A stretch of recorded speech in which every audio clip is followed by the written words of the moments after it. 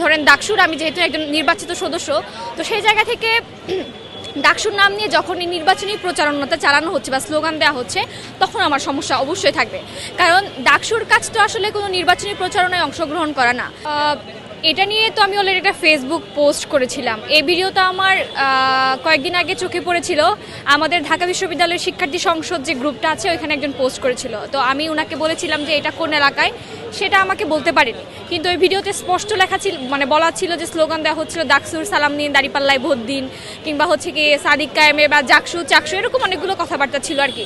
তো আমি আমার ফেসবুক পোস্টেও এটা ক্লিয়ার করেছিলাম যে ব্যক্তিগত নাম ব্যবহার করলে আমার কোনো অসুবিধা নাই, কিন্তু আমি যে একটা পার্ট, যে জায়গায় আমি একজন অংশ, ধরেন ডাকসুর আমি যেহেতু একজন নির্বাচিত সদস্য, তো সেই জায়গা থেকে ডাকসুর নাম নিয়ে যখনই নির্বাচনী প্রচারণাটা চালানো হচ্ছে বা স্লোগান দেওয়া হচ্ছে, তখন আমার সমস্যা অবশ্যই থাকবে। কারণ ডাকসুর কাজ তো আসলে কোনো নির্বাচনী প্রচারণায় অংশগ্রহণ করা না।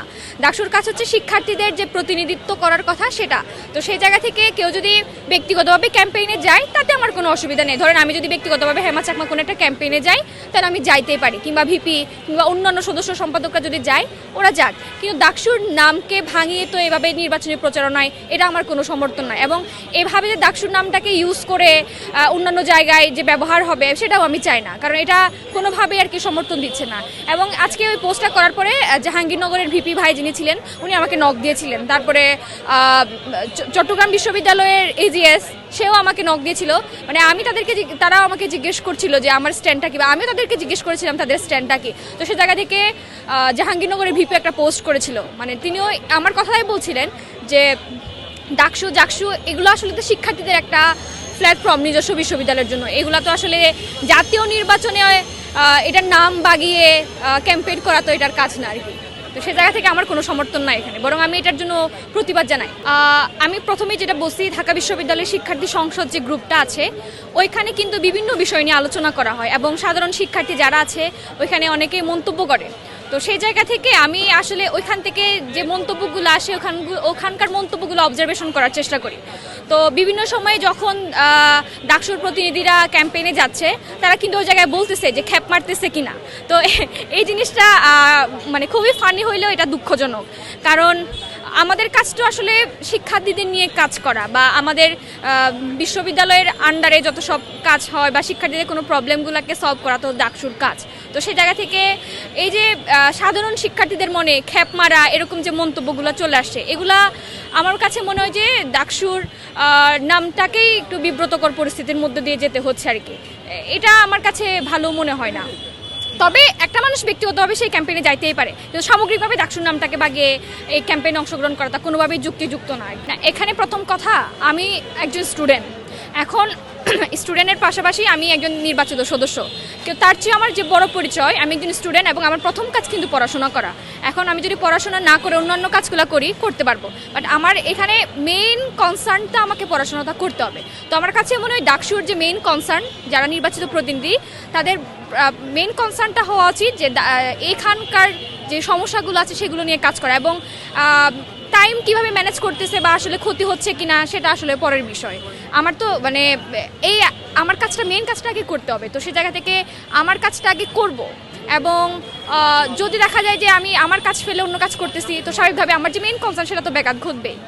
সরকারের ব্যর্থতা, কারণ আপনি দেখেন এই যে হাদি ভাইকে গুলি করা হলো, এবং আজকে 3 সপ্তাহ চলে, আজকেও শুক্রবার, ওনাকে একটা শুক্রবারে গুলি করা হয়েছে, তার পরবর্তী শুক্রবারে তিনি আমাদেরকে ছেড়ে চলে গেলেন। এবং এর পরবর্তীতে আমরা দেখলাম যে ধর্মীয়ভাবে কটূক্তি করার একটা মিথ্যা অভিযোগ দিয়ে দীপু দাসকে ভাবে নৃশংসভাবে যে মেরে ফেলা হলো, আগুনে পুড়িয়ে মারা হলো। এবং এরপরে আয়েশা, ছোট্ট একটা বাচ্চা, ও কিন্তু এই যে মানে আগুনে পুড়ে মারা গেল। এই মৃত্যুগুলো আসলে আমাকে খুব পীড়া দিচ্ছে, কারণ আমরাই বাংলাদেশটা এরকম চাই না, এরকম সহিংসতা, এই ধরনের ভায়োলেন্সের বাংলাদেশটা আমরা চাই না। তো সেই জায়গা থেকে আমি মনে করি এটা ইন্টারিম সরকারের ব্যর্থতা। এবং এর পরবর্তীতে আমরা তো বিভিন্ন ঘটনাও দেখলাম, মব ভায়োলেন্সের ঘটনা দেখলাম, যে প্রথম আলো পুড়িয়ে ফেলা বা ডেইলি স্টার পুড়িয়ে ফেলা, এগুলো তো কোনো ধরনের নীতি নৈতিকতার কাজ না। আমার কথা হচ্ছে, আমরা সবসময় আমরা একটা বাংলাদেশকে চাইবো যেখানে আসলে কোনো একটা অপরাধী যদি অপরাধ করে থাকে, তাহলে তাকে আমরা বিচারের আওতায় আনবো এবং তাকে সুস্থভাবে বিচার করব। তাকে কিন্তু আমরা এই যে বিভিন্ন ধরনের মব করে এই দেশের আইন শৃঙ্খলা অবস্থা অবনতি করা তো কোনোভাবেই কাম্য নয়। তো সে জায়গা থেকে মনে হয় যে ইন্টারিম সরকার যেভাবে স্টেপগুলো নিচ্ছে এগুলা কিন্তু আরও স্ট্রংলি নিতে হবে, কারণ এই যে ব্যর্থতা, বিভিন্ন আইন শৃঙ্খলার ঘটনা, এত মানুষ মারা যাওয়া, এত নৃশংস ঘটনাগুলো ঘটছে, এগুলো আসলে খুবই দুঃখজনক ঘটনা এবং আমার কাছে মনে হয় এটা ইন্টারিম সরকারের ব্যর্থতা। এখন দেখেন ইনকিলাব মঞ্চের হাদি ভাই যিনি ছিলেন, তো ওনার কথাবার্তাগুলো আমরা বেশিরভাগ সময় ফেসবুকে দেখেছি, আমি নিজেও দেখেছি। ওনাকে আমি ফলো না করলে ওনার ভিডিওগুলো আমার সামনে আসতো, ওনাকে কেউ ময়লা পানি ছুঁড়ে ফেলে দিতে চাইলে উনি খুব সাদরে এগুলো গ্রহণ করতেন। তো সেই জায়গা থেকে আমার কাছে মনে হয় যে উনি নিজেও একটা সুস্থ নির্বাচন চেয়েছিলেন। কিন্তু আবার এখানে আরেকটা বিষয় যে বাংলাদেশে কিন্তু বিচারহীনতার একটা সংস্কৃতি দিন দিন গড়ে উঠছে, যে কোনো ধরনের অপরাধ করলে কিন্তু অপরাধীরা পার পেয়ে যাচ্ছে, সেটা হোক ধর্ষণের ঘটনা, সেটা হোক অন্য কোনো অপরাধীর ঘটনা।